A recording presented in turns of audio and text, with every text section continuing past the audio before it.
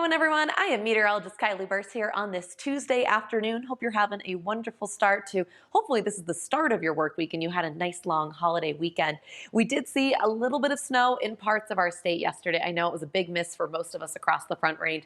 As expected, we just haven't seen a ton of snow so far this month at all. I'll talk more about that in just a minute. But let's go ahead and take a look at some snow reports, shall we? Looking at HD Doppler, you can kind of see that southwestern corner of the state is still seeing a little bit of that light cloud cover so far this afternoon, and you can see that we've got some snow reports. So we'll check in on a few of these, getting as close as I can to the Front Range. The closest one is actually just north of Bailey, and they actually got 4.4 inches of snow at Aspen Park, so great to see those numbers, even though it was a big old miss for the lower elevation spots. Up near Leadville, we got about 3 inches there. We were right around 3 inches for Aspen as well, and these are just numbers including last night, so not including what we saw on Sunday as well. Durango, we knew southwestern Colorado was going to be the big winner, and boy, did they come through. 7 inches of snow in Durango. If you're lucky enough to be in southwestern Colorado, great conditions for skiing. We're still under those winter storm warnings and winter weather advisories for another couple of hours, just while we continue to move this snow out. Just south of Alamosa, and if someone can help me with the pronunciation, I've actually never been. Is it Manassas?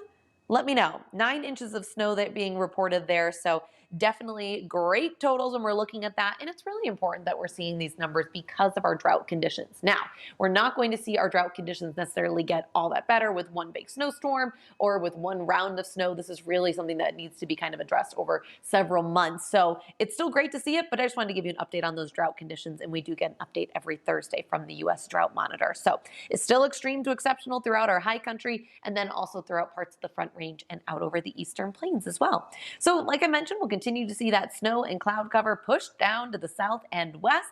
We'll see clearing skies throughout the afternoon. I can tell you it's 12:30 here, and I'm in downtown Denver, and we've already got those clear skies here when I'm looking outside over our beautiful Mile High city. So expect those clear conditions to continue through the overnight and then into tomorrow as well. A couple of looks from Denver. This is actually looking from Denver all the way out over toward the foothills, and you can see those snow-capped mountains out there. Love that Horsetooth Reservoir. I'm not seeing any snow on the foothills here. We could see some as we're looking ahead toward this weekend. I'll get to that in just a few.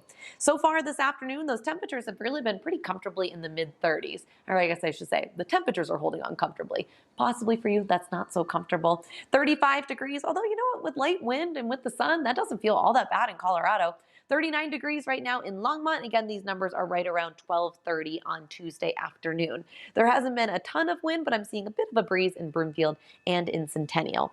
So throughout the rest of this afternoon, we're going to hang out in the mid to upper 30s, and that's where we'll be until that sun goes down, and then you'll notice that those temperatures drop off pretty quickly by the time we get into later on this evening. Highs today, upper 30s and low 40s, mid 20s for most of our mountains, with Leadville right around 19 degrees. Overnight, those temperatures drop down to about 22 degrees. That wind will start to pick up, and that will be a bigger headline for tomorrow. But check out that sunset time, you guys.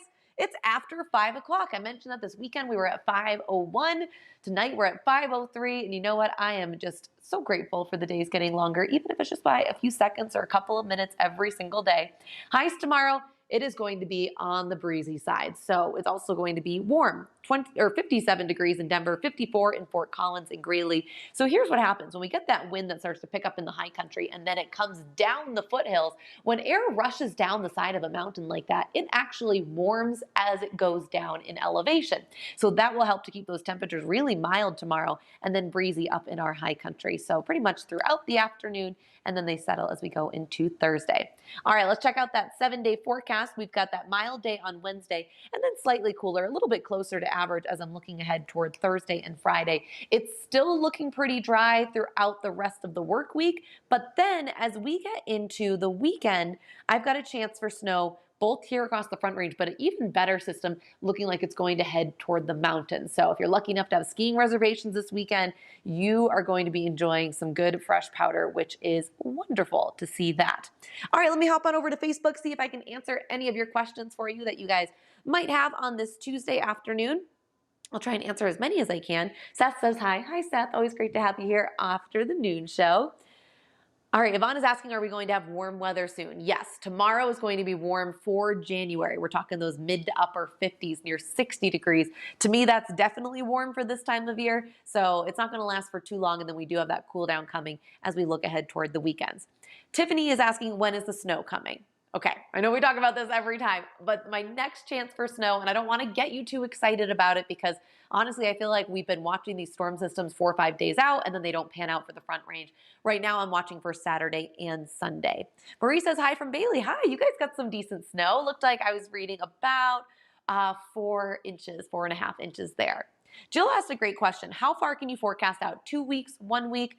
Well, Jill, it just depends on how accurate you want to get. So personally, I always tell this when I do all my school visits too, and I'm talking to the second graders, I always let them know here in Colorado, after 4 days, it's really tough to have that good accuracy and for us to feel, or for me to feel really confident about it. I don't love long range forecasting, but when you're looking out to past day 5 and then really to day 5 to 10 is when we can kind of get an idea. That's when we're getting an idea of like the trend. Like, will it trend warmer? Will there be a big ridge of high pressure that'll settle in?